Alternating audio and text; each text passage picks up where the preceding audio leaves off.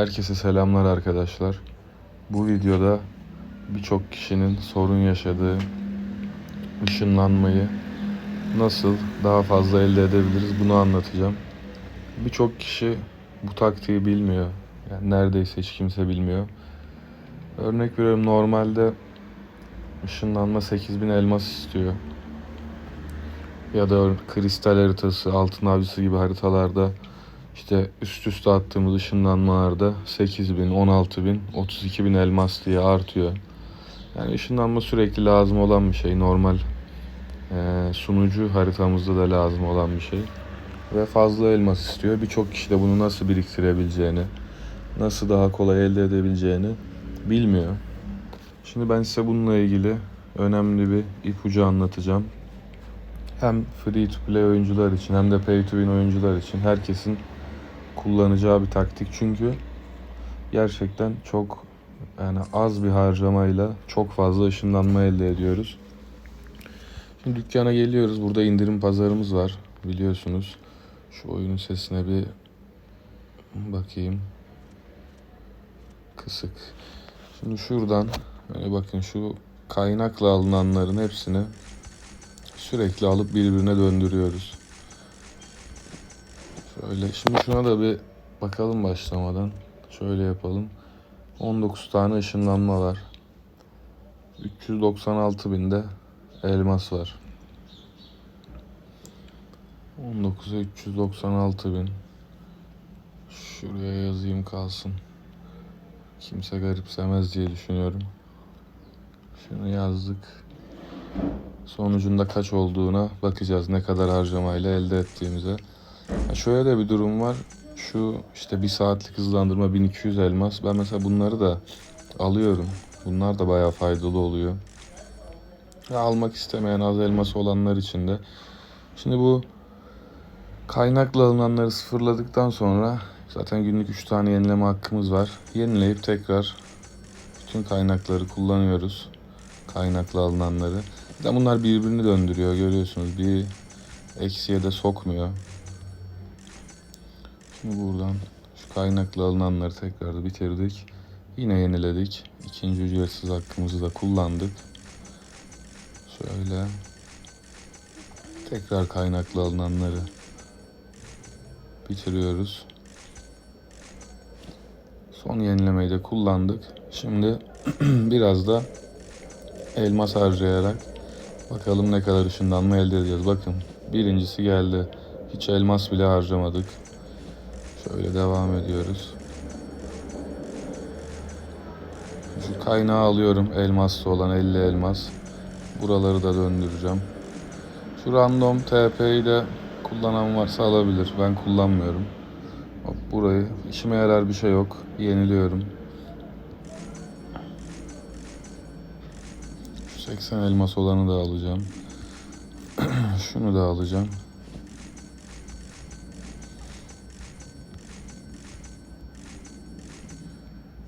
Şunları da alacağım.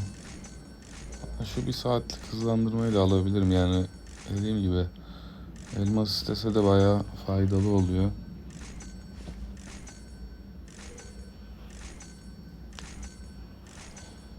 Kaynak. Şunu almıyoruz. Şunları şimdi alacağım.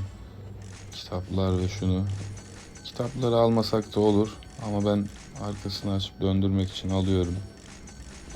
Daha fazla ışınlanma şansımı arttırmak için, kazanabilmek için.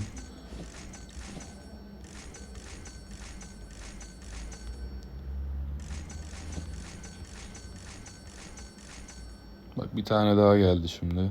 İkinci ışınlanmamızı da aldık. Şuradan şunu döndüreceğim. Mor kitapları almayacağım. Şöyle 40 elmas ona verelim. 126 buna verelim. Belki bir tane daha çıkar.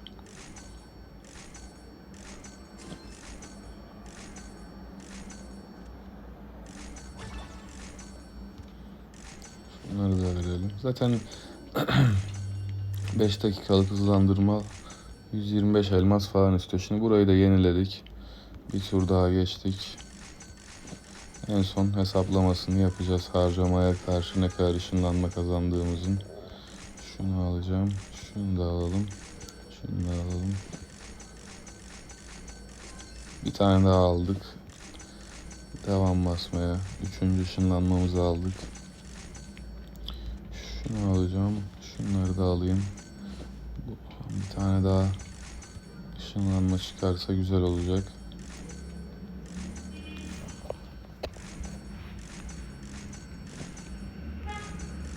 Şu ana kadar 6000 elmas harcadık.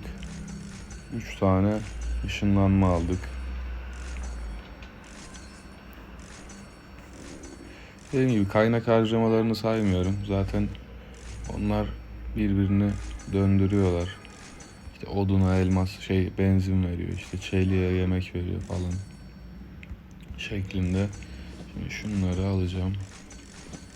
Bunları bitirdikten sonra bir yenilemeye gideriz. Şöyle.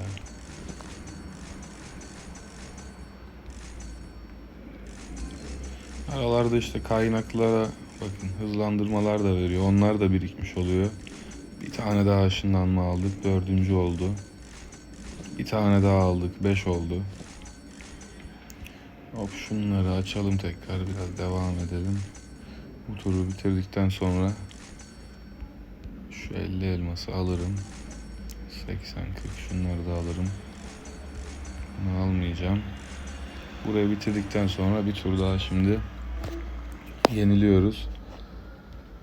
Şöyle döndürelim kaynakları tekrar. Dediğim gibi aralarda da böyle kaynak karşılığında böyle hızlandırmalar veriyor. Araştırma, inşaat, askeri hepsinden veriyor. Bir ışınlanma daha aldık.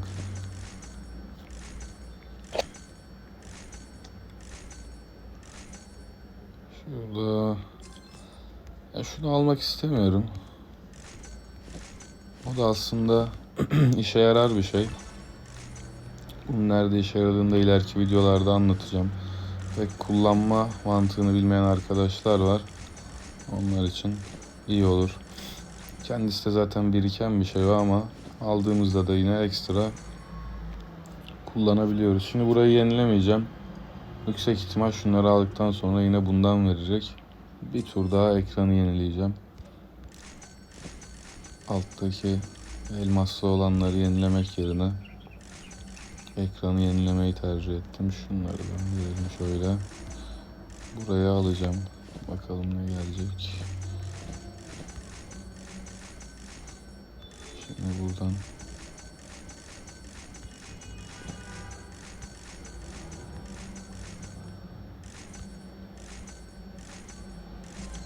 şöyle bir saatlik hızlandırmaları da almak istiyorum. Az sonra onlara da biraz elmas harcaması yapacağım.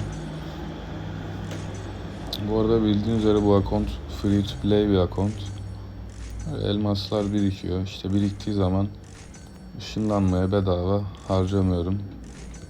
Bu şekilde daha az harcamaya daha fazla ışınlanma elde ediyorum. Şunları ama alacağım. İşime yarıyor o hızlandırmalar. Şu üstteki ikisi bu arada elmasla dönüyor. Genelde o yüzden işe yarar bir şey olmadığı sürece onları açmayın. Şimdi ekranı bir tur daha yeniledim. Şunu da alacağım. Hızlandırma. Çünkü kullandığım için onları ben alıyorum kendim ekstra olarak. Hem de arkasını açmış oluyor. İstemeyenler almayabilir. Ama bence alın yani faydası oluyor. Bir ışınlanma daha aldık.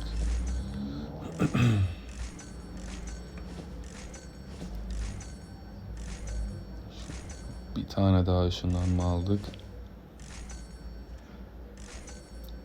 Burayı şunları açayım.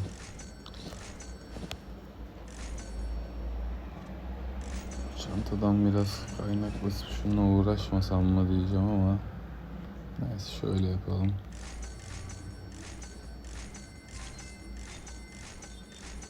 Bir tane daha ışınlanma aldık. Sonunda toplama bakacağız. Harcamaya ve gelene. Bir ışınlanma daha aldık şuradan.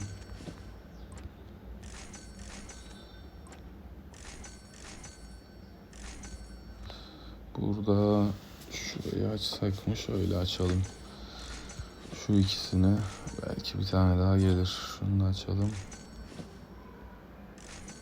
Evet, bir tane daha ışınlanma geldi.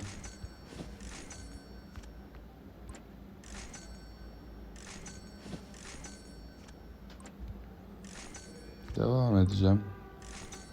Şimdi o 1 saatlik hızlandırmaları artık daha fazla alacağım.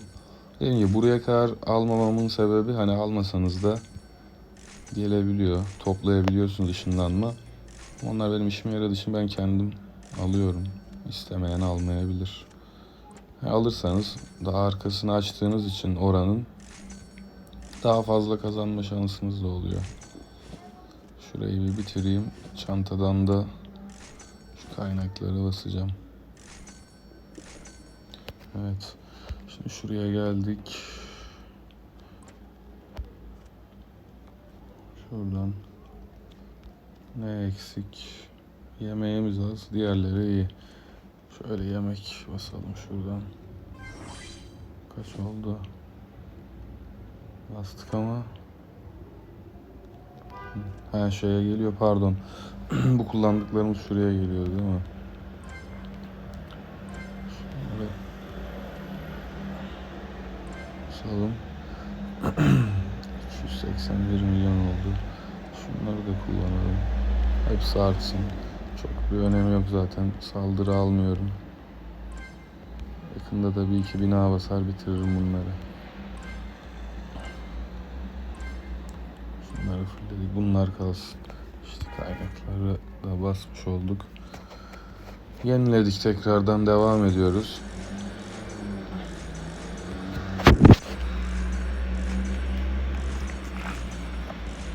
Şunu alalım. 100 elmas.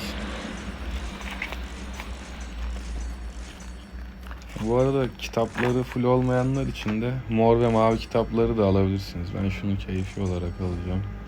İşime yaradığı için. Dediğim gibi bu mavi mor kitapları da alabilirsiniz. Kitaplarınız şeyse. Şimdi ben şöyle kitapları alacağım. Şunu da alacağım. Şöyle biraz daha döndüreyim. Bunu da alacağım. Dediğim gibi kendi işime yaradığı için.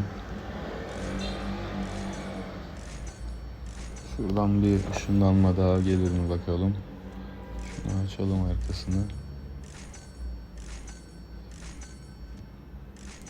Şu alttakileri açtığımda geleceğini düşünüyorum bu arada. Ama önce şurayı bir yüksek elmas isteyene kadar bitireceğim. Bunu da alacağım.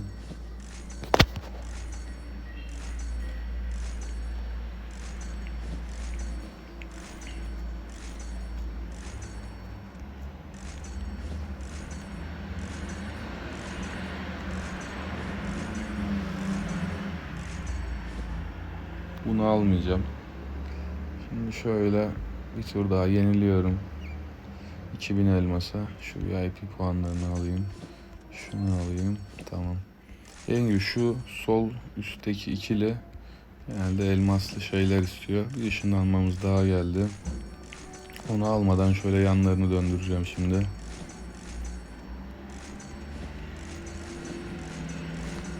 Bakalım yan yana gelecek mi 2-3 tane.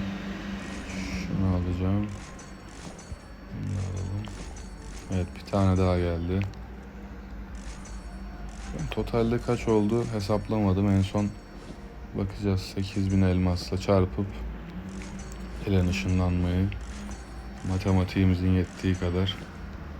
Şöyle şunları açalım. Şu random TP bir tane alabiliriz. Ama bakacağım ona da. Bir ışınlanma daha, keşke basmasaydım. Şunlar gibi biriktirseydim. Neyse, unuttum. Devam ediyorum. Bir tane daha geldi. Bayağı güzel oldu. Çok bir tane daha ışınlanma geldi. Herhalde bir ışınlanma daha geldi. Bayağı bir kâr ettik sanırım.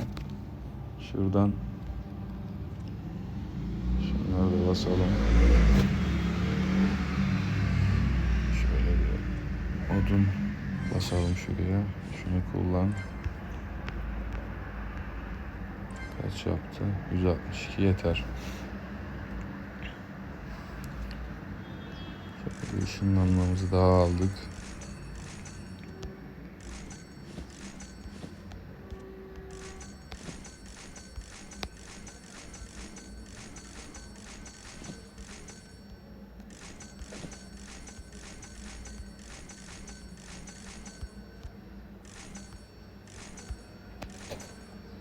Şimdi burada bakayım totalde kaç oldu? 36 tane ışınlanma oldu. Şuradan biraz daha çevireceğim. En son total kaynak elmas eksilerine bakacağız. Mantığını da anlatacağım size. Zaten nasıl yapıldığını görmüş oldunuz. Bence oyundaki en önemli ipuçlarından birisi bu arada.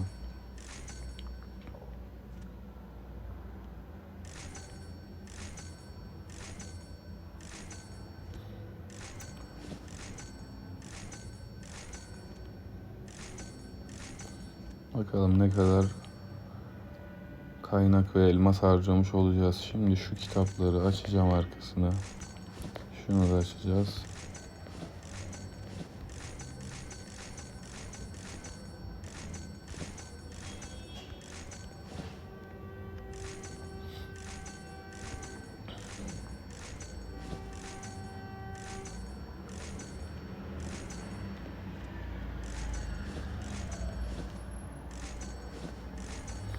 Şunu alayım bu arada.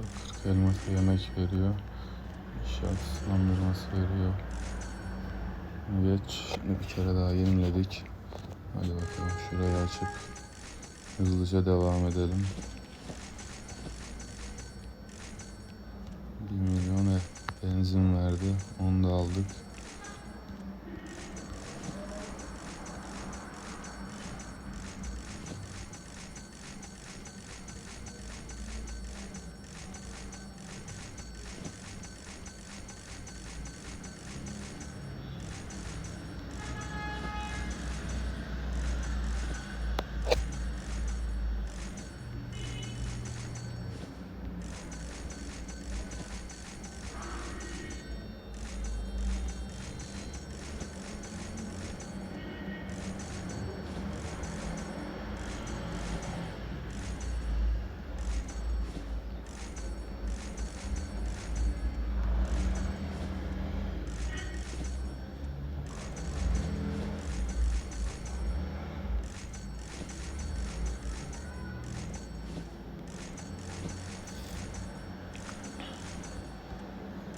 Burada şunlardan mı biriktirecek acaba? Ya da gerekirse bir daha yenileriz.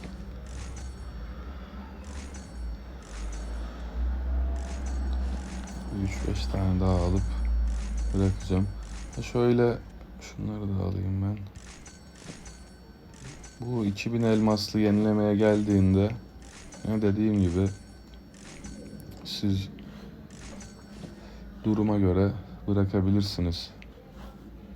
Yani 2000 elmas yenileme fazla olduğu için. Ben diğer hesabımda yeniliyorum yine, biriktiriyorum ama sizdeki elmas durumuna göre işte bunda da yenilesem yenilerim. Çok fazla bir dediğim gibi harcama olmuyor şeye baktığınız zaman. Şöyle döndürelim şuraları. Bir tane daha geldi yukarı. Güzel.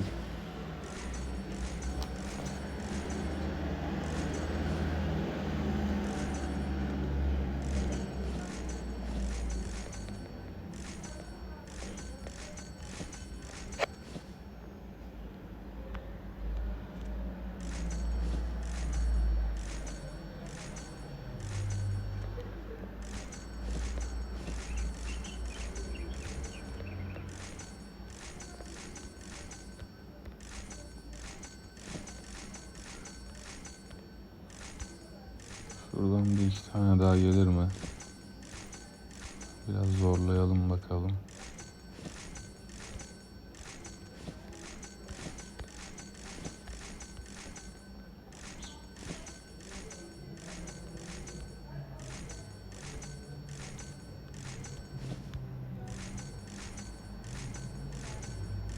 Şöyle bitirmeden bir iki tane gerisi güzel olacak.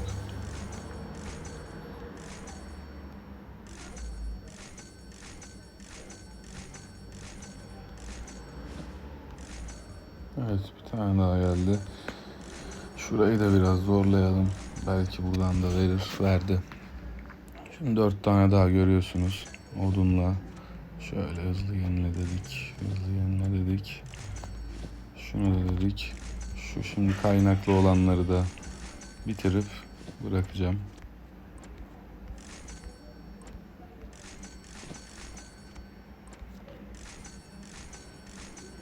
Burada artık elmasla alınan geldi mi almayacağım. Şunu kullanalım.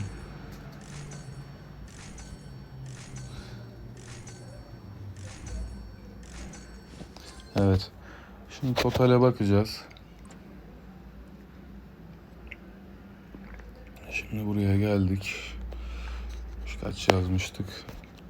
396 bin elmas, 19 ışınlanma vardı. 19 ışınlanma kaç olmuş? 40 olmuş. 21 tane ışınlanmamız geldi. 21 ışınlanma. Elmas da 396'ymış. 400 desek 70k civarı elmas gitmiş. 21 tane ışınlanma gelmiş. Yani normalde 70k elmasa 9 tane TP alabiliyoruz. İşte 72k elmas ortalama harcadığımız kadar. 9 yerine biz kaç aldık? 21 tane aldık. Buna ekstra ne harcaması yaptık? Kaynak harcaması yaptık ama şöyle bakın.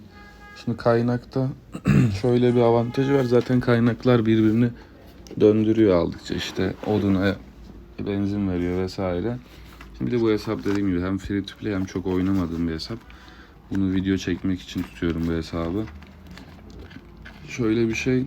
Kaynak mesela benim diğer hesaptaki kaynağı göstereceğim az sonra. Ona geçmeden şu her hafta bir de şunları bakın. 8.000 yerine 4.000 elmasa bir tane veriyor. 8.000'e 2 tane veriyor. Bunu da her hafta VIP dükkanından alabiliyoruz. Yani totale baktığımız zaman 42 tane ışınlanma oldu. Şimdi kaynakta dediğim gibi kolay biriken bir şey. Yani hem savaşırken toplayabildiğimiz, yağmaladığımız bir şey. Yani ilk levellerde biraz sıkıntı olabiliyor kaynak ama o zamanlarda zaten ışınlanma da çok fazla lazım olmuyor. Şimdi şöyle yapacağım. Şuraya geçtim. Orada o VIP Priesta kontunu da SVS'deki iyileştirme kapsülleri için kullanıyorum. Bilmeyenler varsa belki daha önce söylemişimdir. Şimdi şuradan kaynağa bakıyorum. Yani görüyorsun 12,5 milyar var. Yemek, odun 11, işte çelik 4,5, benzin 1 milyar gibi. Hani pek sıkıntı olmuyor. Burada bakın ışınlanmamız 29 tane burada birikmiş duruyor. İşte mesela 100 bin elmas var. Şu an mesela 100 bin elmasa yani yaklaşık 30-40 tane. Biraz da şansa bağlı ışınlanma alabilirim. Normalde alabileceğim 12-13 tane. Bu şekilde yani bunu dediğim gibi çoğu kişi bilmiyor. Hatta neredeyse herkes bilmiyor. Biraz elmas ve kaynak harcayarak yani ışınlanmaya fazla elmas harcamak yerine bu şekilde elde edebilirsiniz. Kaynaklar da yine dediğim gibi biraz kazanması kolay. Ben yani harcarken hiç çekinmiyorum. Hatta isteyen arkadaş olduğumu askerleri dışarı atıp onlara veriyorum. İstedikleri kadar kaynak gerektiğinde zaten alabiliyoruz. Umarım faydası olmuştur. Yani bayağı iyi bir ipucu. Herkesin kullanacağını da düşünüyorum. Belki bu zamana kadar yani yüz binlerce elmas harcayan vardır ışınlanmalara. Artık çok daha az elmas harcayarak daha fazla ışınlanma elde edebilirsiniz. Birçok faydasını da görürsünüz. Herkese iyi oyunlar arkadaşlar. Kanala abone olup videoyu beğenirseniz